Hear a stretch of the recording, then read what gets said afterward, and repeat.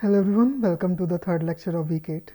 So we have been discussing about how to make language models as assistants, and in this lecture and the next we'll focus on the RLHF part of the pipeline.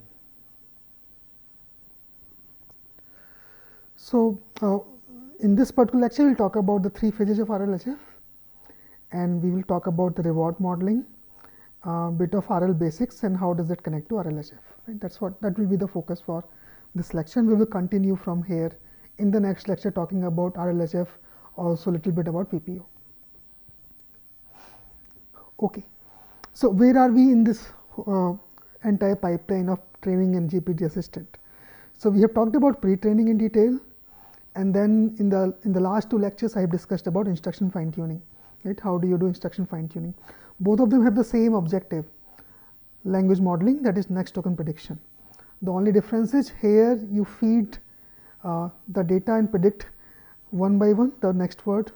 Here you feed the instruction and input and predict the tokens one after another, right? And you initialize with a base model, you pre-train a base model, use that to initialize an instruction fine-tune model. The next phase is doing the reward modeling and RL. Right? And this together is known as the RLHF phase. And you see that the algorithms are slightly different here. Right? It's not next token prediction anymore, binary classification in RL. Right? That's what we will do. So okay.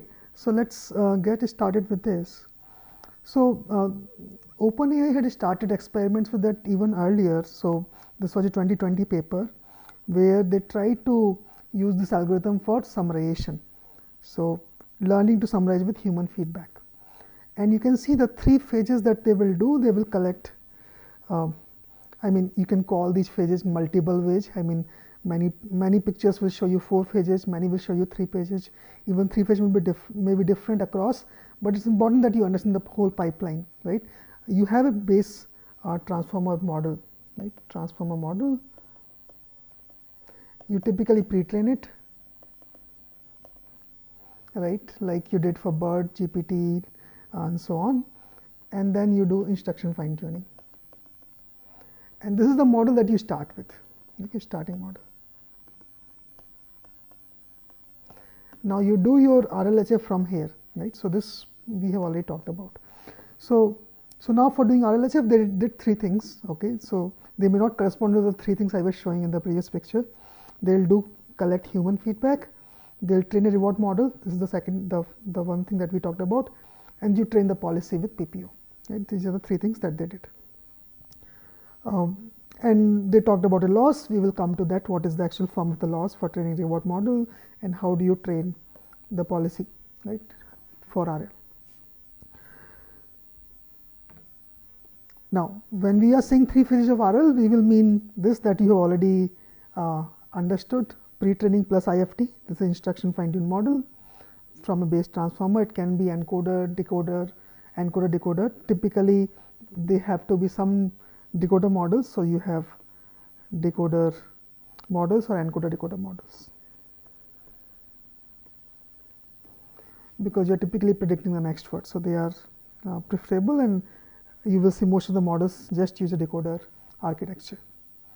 So this we have talked about. Now, next we will talk about the reward modeling. For that we will do preference collection, and we will train a reward model.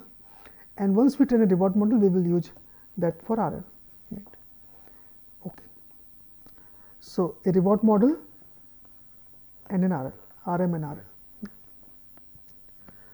Now, why do we need a reward model, right? I mean, you can say in general when we do RL, that's what we do. We have an environment, right? So we typically have an agent deployed in an environment. Okay. Now, in the environment there are states, So you have a starting state from you start, and what do you do in the starting state? The agent chooses some based on some policy, it chooses an action. So agent will choose an action, right? So in the starting state, so agent as per a policy, this is your policy. Policy decides in this state, I have a set of actions I can take. Which action? What are the probabilities of these actions? And I take one action, right? So you take one action. So you will take an action, right? A naught, and this will take you to the new state S1, right? In the environment, so you get to a new state, and the environment gives you a reward. So you also get a reward for taking this action, right? It's a good. If you have taken a good action, you will get a positive reward or high reward. If you have not taken a good action, you will get a low reward or negative reward, right? And then again you take an action, you go to next state, you get some reward, right? You keep on accumulating rewards, right? So that is what we do in RL. So that means we will talk about the connection from our language models to RL. So for example, what will happen in our RL? So user will give us a prompt, right? So user gives us a prompt, and what we do a generation. So LM gives a prompt to the LM, and LM makes a generation. That's what will happen. We will connect it to this picture.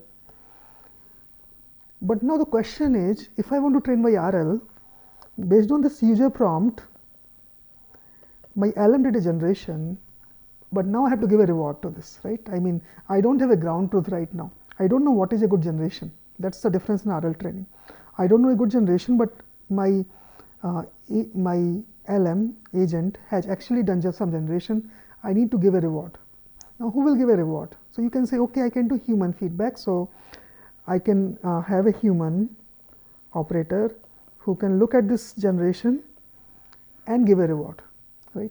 And you can collect these rewards and update your model based on certain policy. So update the policy of the model. So the problem that you can see is I need to put a human in the loop, right, to giving this feedback every time.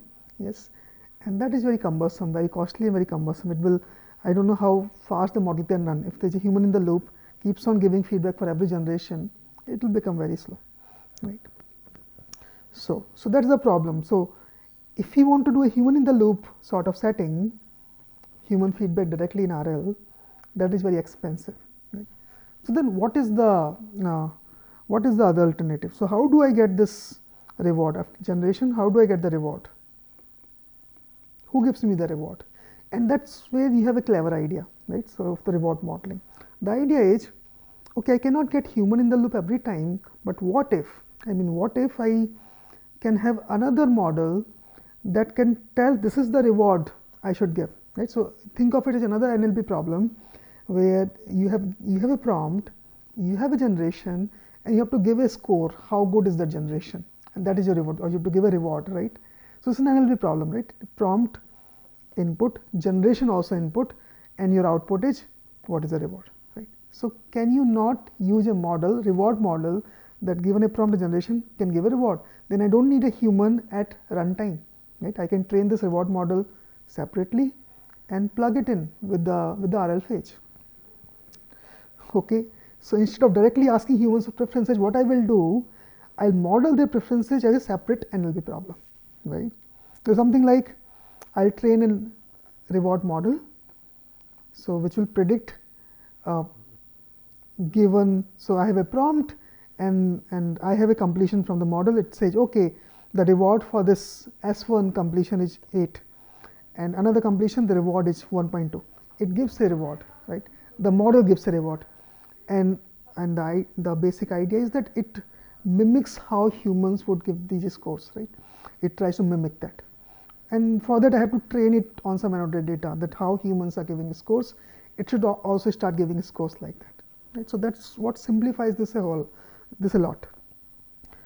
So I'll have a prompt, my LM will generate, and I'll use my reward model to give a reward. And once I have a reward, I can feed it and do my RL. Okay. Now, how do we build these, how do we collect data for preferences, right? So what do we do? So we typically have some interfaces where we can ask various prompts, we can have dialogues like, hey, human assistant dialogue. And at some point of time, so you can think of this as your prompt, instruction prompt, whatever. And now you have multiple responses from the language model, one model or multiple models you can get. So these are two responses, A and B. And you ask some annotators to select which one is better, right? So that's a catch. So in the previous slide, we was talking about learning to give a score, but the way you are training it, you are just asking them to compare two things and say which one is better, right? Like here they can say A is better, or they can say B is better, and so on, right? So humans rate better responses from here. Okay. Now you may have a question, why do we have to do pairwise? Why can't we just have a prompt and a completion, I give a score? I say this is 5 and this is 3. Why saying A greater than B is better than giving a score of 5 and 3, right? And the idea is that because you see, you will not have a single human to do all this, right? You will need thousands of prompts and completions, right?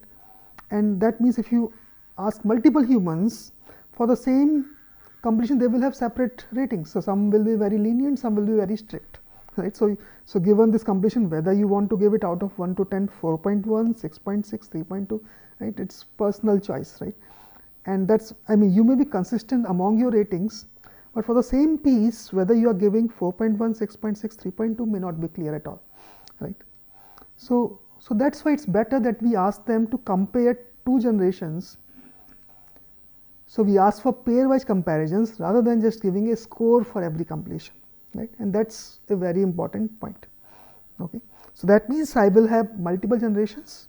So like here I have 3 generations, S1, S2, S3, and the human will be asked to rank them, or right. So there are many ways you can do this. You can rank them, like here S1 is greater than S3, S3 is greater than S2, or you can say if you have only 2, S1 is greater than S3, S3 is greater than S2. So you can do ranking, right?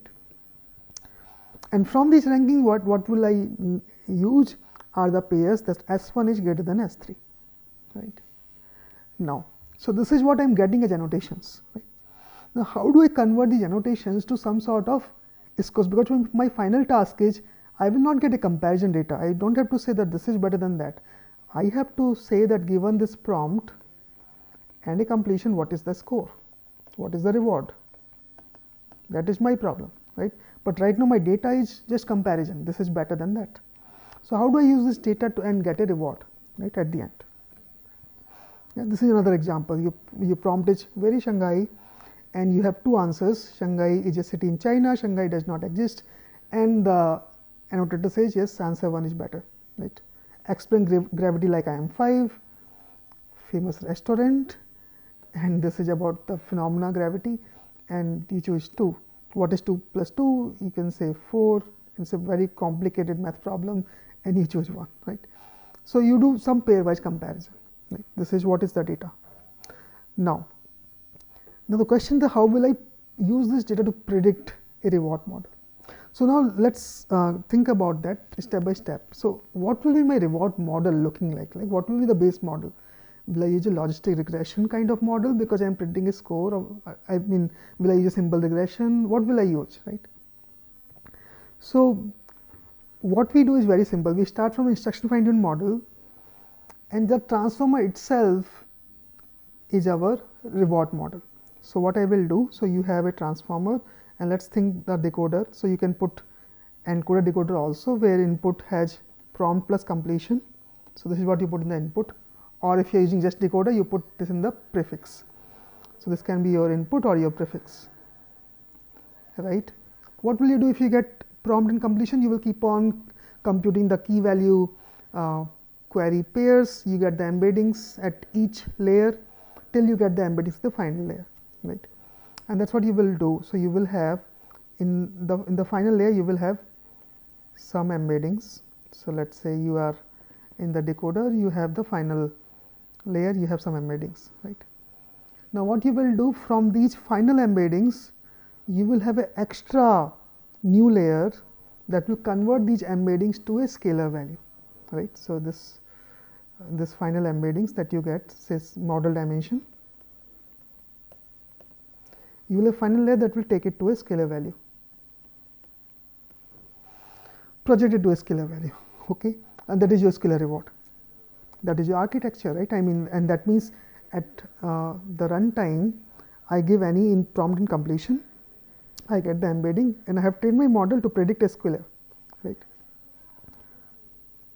But how would I train this model? Because right now I just have preferences. I know this completion is better than this completion. I don't have a score, right. If I had a scores, I could have easily trained it, but I have just comparisons. So, how would I train that?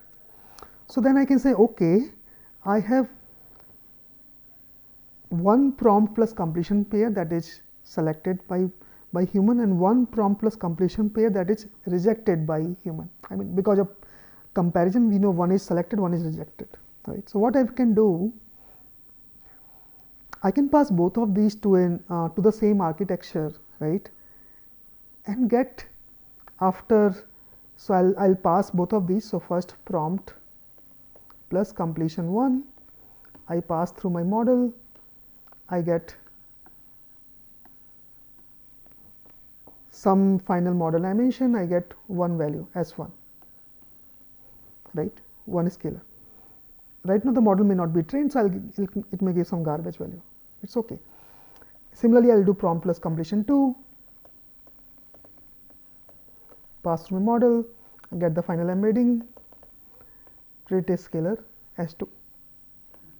So, I have S1 and S2, right. I have two scalar rewards, that is what I got. I don't have a ground truth scalar rewards for these, but I know S1 should be higher than S2.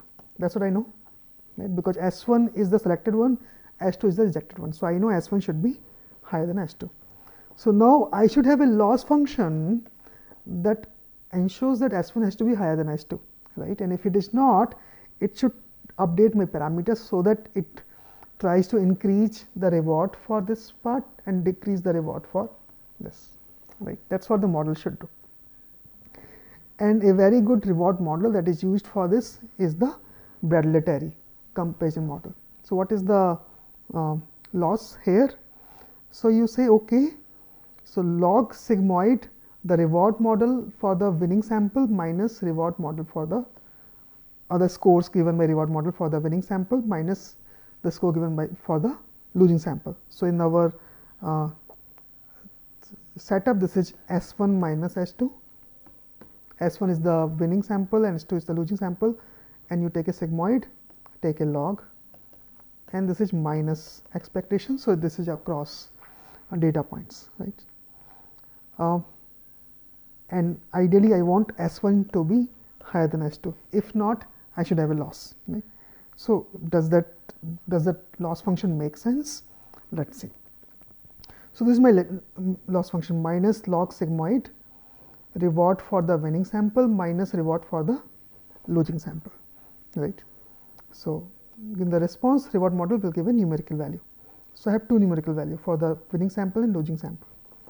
Now, this reward can be any value, right, from minus infinity to plus infinity. This can be any real value, and then I am passing it through a sigmoid. So, sigmoid, if I pass it through, I mean if I pass any real value to sigmoid, I get between 0 to 1, right. So, exactly at 0, I get 0.5, and otherwise it will go to either 1 or 0, right. So, that means this thing will be between 0 and 1, right. And when will this be close to 0? If the input is negative, this will be close to 0, right. So, that means if my S2, the losing sample reward, or let me say R x y l is larger than R x y w, this thing, the sigmoid will have a value less than 0.5, right. It will have in this zone, okay. And if the winning sample has a higher reward than losing sample, it will be in this zone. So, this is my preferred zone or not so preferred zone, right. Next, I apply a log to that. So, if I apply a log to that, I mean all of these quantities are less than 1, right. So, log of something less than 1 will be negative, right, but negative, and then I have a negative sign. So, it will become positive, but in the not so preferred region it will be log of a very small quantity less than 1 and put a negative. So, this will become a very large quantity. So, here the loss will be high, loss is high, and here because log of something close to 1, this will be a small value, negative value, put a minus sign, this will be a small, loss is small, right. So, and that is what I mean. So, if my model is not doing something good, if this is not preferred, I have a high loss. If it is doing something good, the loss is small, right. So, the loss will force the model to give high rewards to the winning responses and low rewards to the losing responses. So, that is my reward model. Okay. So, this is my reward model. Now, I have the reward model, then how do we use that? So, we talked about this, we talked about reward modeling. Now, how do we actually do RL? Yes. So, for that, let us just see little basics for RL. So, I talked about this. So, there is an agent who is interacting with the environment by taking certain actions, right. And environment returns a reward for the action and gives a new state. Yes. And then agent uses a policy function to choose an action at a given state, right. Yeah. Now, some definitions. What is a reward? Such as scalar value that tells you what is the desirability of an action. Okay. What is an action? So, whatever move the agent is making in an environment. So, you can have a set of possible actions, and you are taking one of the decision, one of the actions. And what is the state? The current configuration of the environment. So, you can have a set of states in the state space, and you are in one of the states. And what is the trajectory here? So, you start from initial state, take an action, get a reward, go to new state, take an action, get a reward, like that. That becomes your trajectory. And you can even call it trajectory distribution, how likely this trajectory is, right. What is the probability of go in the start state, then from start state going to a particular state, right. So, you can compute the probability of a trajectory also. What is a policy? So, in a particular state, what action I should take? The probability distribution for an action given a state is the policy.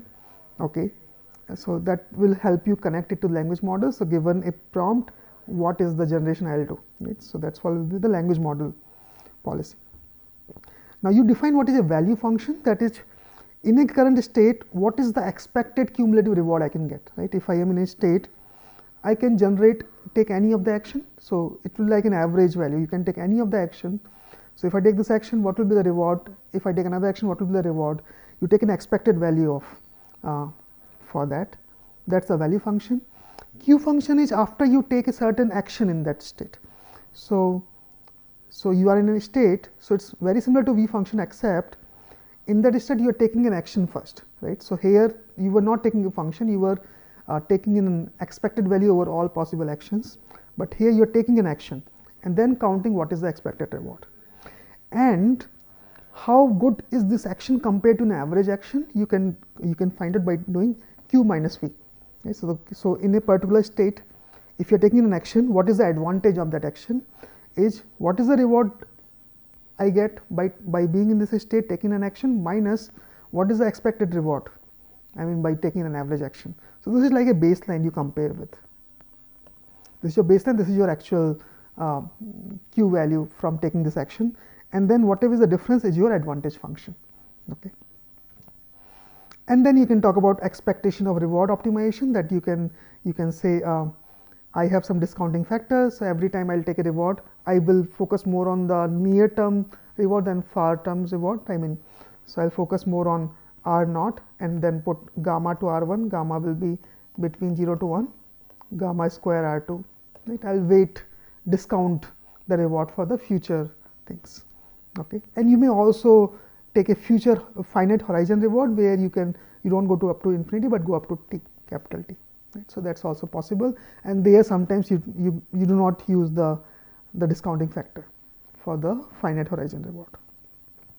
Okay. So, these were just some basic definitions for RL. Now, given that how is the RLHF loop different, right? Now, I will talk about one particular way of doing RLHF, this is a reinforced way of doing things. Now, in the next lecture, we will talk about another way of doing where we will slightly deviate from this picture. Okay.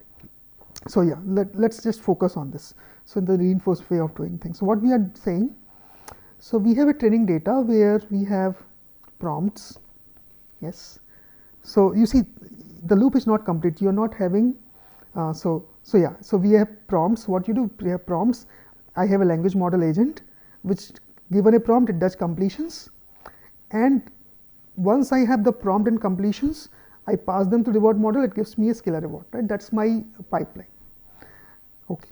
Now, how is it different? First of all, the reward is not coming from an environment, right. So, instead what is happening, given the current state, the prompt and the action, I am getting a reward from a reward model directly. So, I do not have an environmental reward function here, right. So, I am having a separate reward model already trained which is giving me the reward, and this gives a lot of flexibility in how you design your RL approaches for this. Okay. This reward model is very, very handy, okay, because this is separate from here, you are not training this with this whole loop, it is separate. Okay. The second difference is that there is no state transitions, right. You can see, so previously we were saying we are going from S0 to S1 and S2. In this simple way there is no transition. So, each prompt is independent of another prompt. Okay. So, you have the initial state, a prompt that you can sample from a training data set, and the action is the completion, right. Now, this action ideally should impact the state, but here it is not impacting, because you have the prompt, you do completion, you get the reward and you update the policy, but then you sample a new prompt, right. So, you have a new sort of state. So, this action does not determine what is the next state, right. So, it is not a continuous game that you are playing with the environment, and the rewards are at the level of the response. So, once you do the completion, then only you get the reward. So, you can also think of generating one token as an action, right. So, you can have a sequence of actions by like multiple generated tokens. So, you can have one token generation as one action, you may get the reward, then do the next token, next reward, right. But here what is happening, for the entire sequence you are getting a reward. Now, we will see this changes slightly when we go to PPO, right, but at least here in this particular setup we will stick to this. So, we have a prompt, we do entire completion, and prompting completion you get a reward, use that to update your policy, the language model. Okay. So, if we have to fine tune with RL, this is what we do. So, we have a prompt data set, large data set from which we sample a prompt, and we sample a prompt from that. Now, once we sample a prompt, so I have this RL policy model, again a language model. So, from that I generate a completion, a dog is man's best friend. Now, once I have generated a completion, I need to get a reward for this. What I do, I take both of these and pass to reward model, it gives me a reward, right. And now, I use that to update the parameters of my model. Okay. So, how do we update the parameters of the model? That is what we will see in the next lecture, and this there are few resources about this, like RLHF book from Lambert, that is a work in progress. That is one resource from which you can go through. Okay, then, thank you.